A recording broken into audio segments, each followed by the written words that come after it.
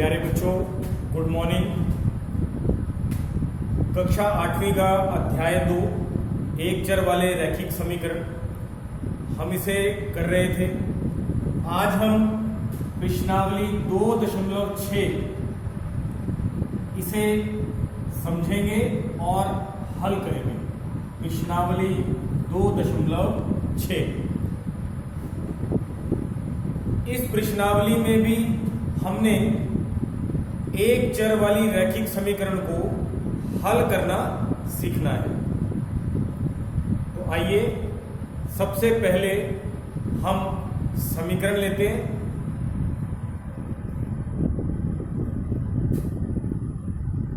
आठ x minus 3 बटे 3x बराबर 2। ये इस प्रश्नावली का पहला सवाल है और इस समीकरण को हमने हल करना है।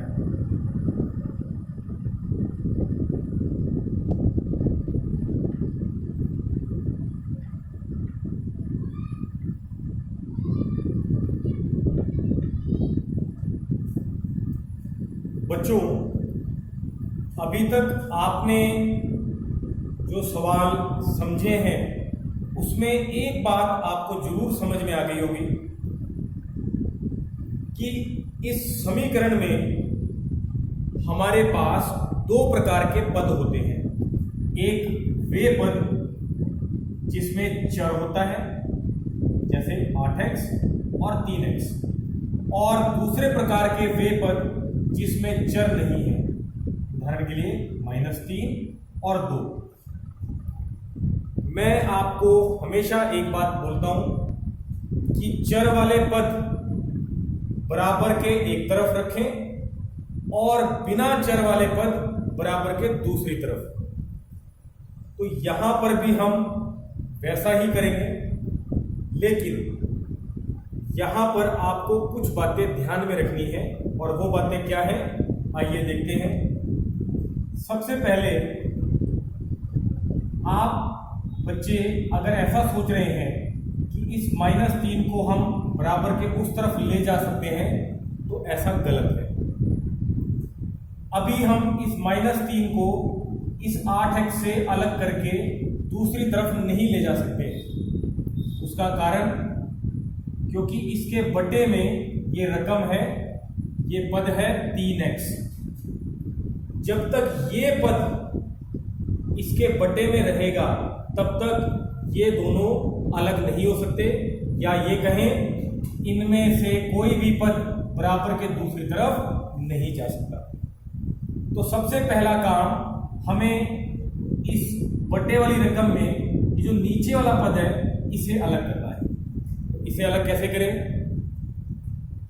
अगर बटे के इस तरफ कोई संख्या या पद बटे में नीचे है या कहें बटे में भाग में है, तो इसे जब बराबर के दूसरी तरफ लेके जाएंगे तो उधर ये बटे में ऊपर हो जाएगा या कहें गुणा में चला जाएगा। देखिए कैसे, 8x माइनस 3 ऐसे कैसा बराबर ऐसे कैसा 2 ऐसे कैसा। 3x जो यहां बटे में नीचे था बराबर के दूसरी तरफ ये ऊपर चला जाएगा, या ये कहें जो बटे में इधर भाग में था उधर जाकर ये गुणा में हो जाएगा। अब इसे हल करते हैं। दो पदों की गुणा करनी है तो सबसे पहले संख्याओं की गुणा। 2 तिहाई 6, x अकेला ऐसे का ऐसे।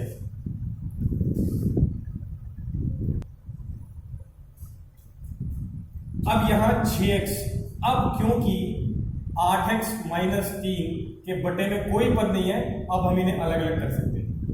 फिलहाल 8x माइनस 3 ऐसे कैसा लिखें। अब हम क्या करेंगे, चर वाले पद बराबर के एक तरफ करेंगे और बिना चर वाले पद बराबर के दूसरी तरफ। 8x हमारे पास इधर पहले से ही मौजूद है, इसीलिए इसको ऐसे कैसे लिखें। ये चर वाला पद है क्योंकि इसमें x साथ में है, इस पद को बराबर के इस तरफ लेकर आते हैं। तो कोई भी पद जब बराबर के एक तरफ से दूसरी तरफ जाता है तो उसके चिन्ह बदल जाते हैं। अभी इस पद के चिन्ह कोई नहीं है, यानी हमने इसका चिन्ह प्लस के लेना है। इधर आएगा तो माइनस के 6x हो जाएगा बराबर, ऐसे कैसे, ये माइनस के 3 बिना चर वाला पद है, इसको बराबर के दूसरी तरफ लेके जाएंगे।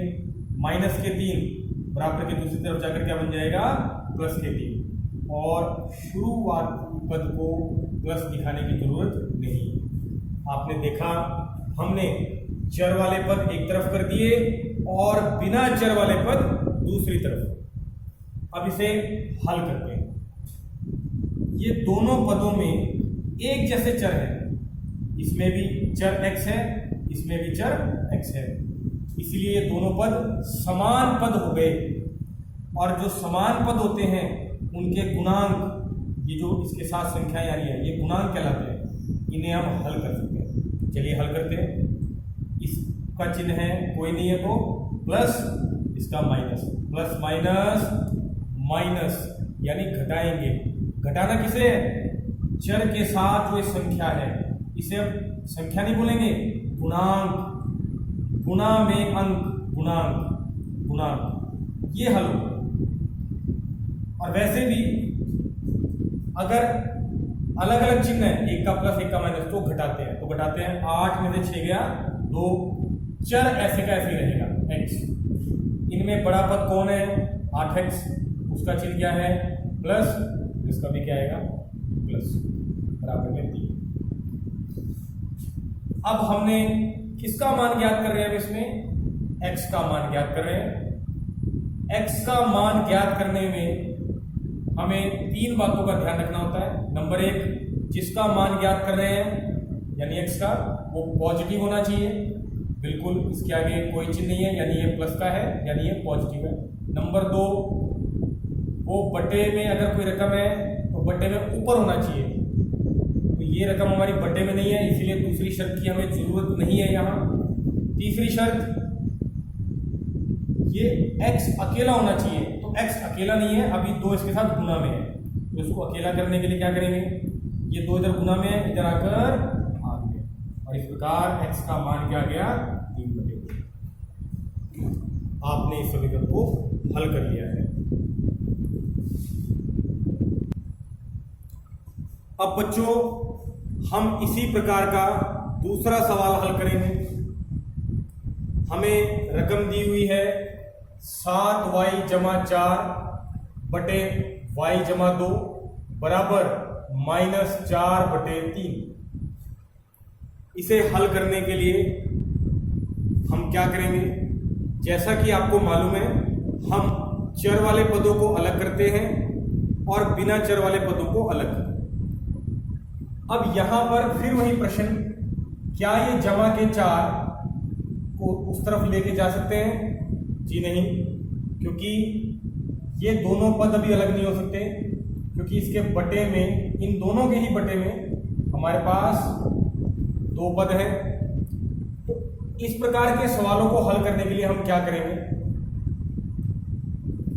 इस प्रकार के सवालों, जब आपके पास बराबर के इस तरफ भी एक बटे वाली रकम मिले और बराबर के दूसरी तरफ भी बटे वाली रकम मिले, फिर ध्यान करें, आपके पास बराबर के इस तरफ भी बटे वाली रकम है 7y जमा 4 बटे y जमा 2, और बराबर के उस तरफ भी बटे वाली रकम है -4 बटे 3। जब आपके पास बराबर के दोनों तरफ बटे वाली रकम हो तो हम एक तरीका अपनाएंगे जिसे बोलते हैं आर पार गुणा, यानी 3 की गुणा 7y जमा 4 से और y जमा 2 की गुणा -4 से, आर पार गुणा कहते हैं इसे। तो चलिए आर पार गुणा करने पर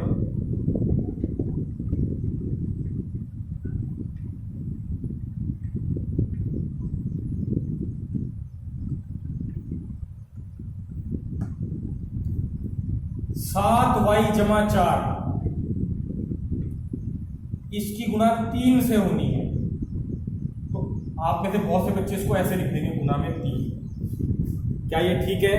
जी नहीं, इसमें एक गलती है। क्या है जरा आइए समझते हैं। आपने 7y जमा 4 की गुणा 3 से करवाई और आपने इस प्रकार लिख दिया। बच्चों इसे देखने से ऐसा लग रहा है कि 3 की गुणा सिर्फ 4 से हो रही है, जबकि ऐसा नहीं है। इस 3 की गुणा इन दोनों से होनी चाहिए। ऐसा दिखने के लिए हम इसे ब्रैकेट में बंद करेंगे। अब हमें लग रहा है कि 7y जमा 4 की गुणा 3 से होगी, मतलब 3 की गुणा इन दोनों से होगी। अगर ब्रैकेट नहीं लगाएंगे तो ऐसा प्रतीत होगा, ऐसा लगेगा कि 3 की गुणा सिर्फ 4 से होगी। इस बात का विशेष तौर पे ध्यान रखना। बराबर अब y जमा 4 2 की गुणा -4 से होनी है। -4 ऐसे कैसे, गुणा में y जमा 2। ध्यान रहे जहां पर 2 पद हो उसे ब्रैकेट में रखना चाहिए। अगर मैं इसको ऐसे लिख दूंगा तो इसका मतलब -4 की गुणा सिर्फ 2 से हो रही है, जबकि ऐसा नहीं है। -4 की गुणा इन दोनों से होगी, उसके लिए हम यहां ब्रैकेट का इस्तेमाल करेंगे। अब इसे हल करते हैं।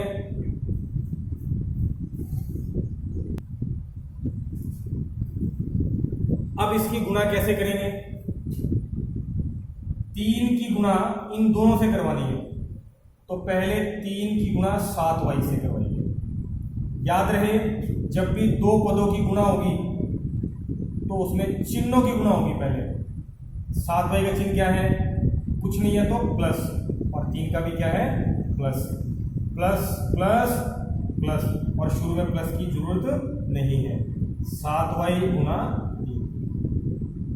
फिर अब 4 की गुणा 3 से होनी है, तो पहले चिन्हों की गुणा प्लस, और इसका चिन्ह भी क्या लेना? प्लस प्लस प्लस प्लस, 4 गुणा 3। अब हम इधर गुणा करवाते हैं। पहले -4 की गुणा y से होगी, तो सबसे पहले चिन्हों की गुणा होगी। जिन 2 पदों की गुणा होने वाली है पहले उनके चिन्हों की गुणा करवाएंगे। इसका चिन्ह क्या है? माइनस, इसका क्या है? प्लस। Minus plus minus. अब 4 की गुणा y से। अब -4 की गुणा 2 से होगी, माइनस प्लस माइनस, 4 गुणा। बच्चों आपको ये गुणा करनी समझ में आई होगी। मैं एक बार फिर आपको बता रहा हूं। 3 की गुणा इन दोनों से होनी है, पहले 3 की गुणा 7y से करवाते हैं। प्लस प्लस प्लस, चिन्हों की गुणा पहले होगी, 7y की गुणा 3 से। अब 4 की 3 से गुणा होनी है, पहले इन दोनों के चिन्हों की गुणा। इसका चिन्ह प्लस, इसका भी प्लस। प्लस प्लस प्लस, 4 गुणा 3। अब ऐसे ही यहां पर -4 की गुणा इन दोनों से होनी है, y से भी और 2 से भी। -4 की गुणा y से, माइनस प्लस माइनस, 4 गुणा y। फिर -4 की 2 से गुणा होनी है, तो पहले चिन्हों की गुणा, माइनस प्लस माइनस, 4 गुणा 2। अब हल करते हैं। संख्या की गुणा संख्या से, 7 तिहाई 21, y अकेला है यहाँ इसलिए ऐसे का ये बन गया 21y, जमा 4 तिहाई 12 बराबर -4 अकेला है इस गुणा में, तो ऐसे कैसा? y अकेला है ऐसे कैसा? -4 गुनी। अब आप y वाले पद एक तरफ करें बराबर के, और बिना y वाले दूसरी तरफ। तो ये 21y पहले से यहां पर है, 21y। माइनस के 4y को हम इस तरफ लेके आएंगे, क्योंकि ये चर वाला पद है। इस पद में चर है, कौन है? y। तो माइनस के 4y इधर लेकर आते हैं। माइनस के 4y इधर आकर प्लस के 4y बन जाएगा। चिन्ह बदलते हैं, बराबर ऐसे कैसे? अब जैसे ये माइनस के 4y इधर गया, इसकी जगह कौन आ जाएगा? -8। ये बिना चर वाला है। अब ये बिना चर वाला पद, क्योंकि इधर y नहीं है, ये बिना चर वाला पद है, इसको भी हम उधर लेके जाएंगे। जमा के 12 उधर जाकर -12। तो आपने देखा हमने चर वाले पद एक तरफ कर दिए, बिना चर वाले पद दूसरी तरफ। अब इन्हें हल करते हैं, क्योंकि ये दोनों समान पद हैं। इन दोनों में एक जैसे चर है, इसमें भी y, इसमें भी y, इसलिए हल हो सकते हैं। दोनों के चिन्ह एक जैसे हैं, प्लस प्लस, जब एक जैसे चिन्ह हो तो जुड़ेंगे, जोड़ते हैं कौन, इनके गुणांक 21 और 4 25। y ऐसे का चर हमेशा ऐसे का ऐसा ही रहता है, हल कौन होता है उसका, गुणांक। आप इसे ऐसे भी समझ सकते हैं, इसका चिन्ह क्या है प्लस, इसका क्या है प्लस, प्लस प्लस प्लस यानी जोड़ना है, 21 में 4 जोड़ेंगे 25, y ऐसे का ऐसा, ये याद रखें। इनमें बड़ी संख्या कौन है, 21y, उसका चिन्ह क्या है प्लस, इसलिए इसका चिन्ह भी क्या आएगा प्लस।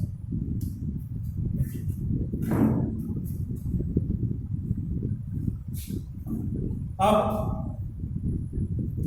इनको हल करते हैं, माइनस माइनस प्लस यानी जोड़ना है, या ऐसे भी कह सकते हैं एक जैसे चिन्ह है यानी जोड़ना है। 12 और 8 20, इनमें बड़ी संख्या कौन है, 8 या 12, तो 12, उसका चिन्ह क्या है माइनस, इसलिए। अब हमारी बारी रह गई है y का मान निकालने की। y का मान निकालना है तो वो पॉजिटिव होना चाहिए, पॉजिटिव है, बट्टे वाली शर्त यहाँ नहीं लेंगे, अकेला होना चाहिए, अकेला नहीं है, y के साथ अभी 25 है और वो भी गुना में, इसको हम उधर लेके जाएंगे।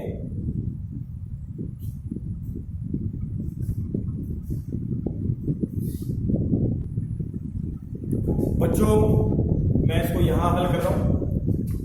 y का मान ज्ञात करना है, जिसका मान ज्ञात करना है वो पॉजिटिव होना चाहिए, है, अकेला होना चाहिए, अकेला नहीं है, अभी 25 इसके साथ गुना में, 25 को उधर लेकर जाएंगे, कोई चीज इधर गुना में, इधर आकर भाग में, y का मान कितना आ गया -20/25। आप इसे अभी और हल कर सकते हैं, कैसे, क्या ये दोनों संख्याएं किसी एक के पहाड़े में जाती हैं, बिल्कुल 5 के पहाड़े में जाती हैं दोनों, और एक संख्या ऊपर है और एक संख्या नीचे है बटे में, इसलिए कैंसिल हो सकती है। 5 चौके 20, 5 पंजे 25, y का मान क्या आ गया माइनस ऐसे का ऐसा, ऊपर 4 बन गया, नीचे 5, और आपका मान आ गया y बराबर -4/5। बच्चों मैं उम्मीद करता हूं आपको इस प्रकार की समीकरण हल करनी समझ आ गई होगी। इसी प्रकार के और सवाल आप आसानी से हल कर सकते हैं।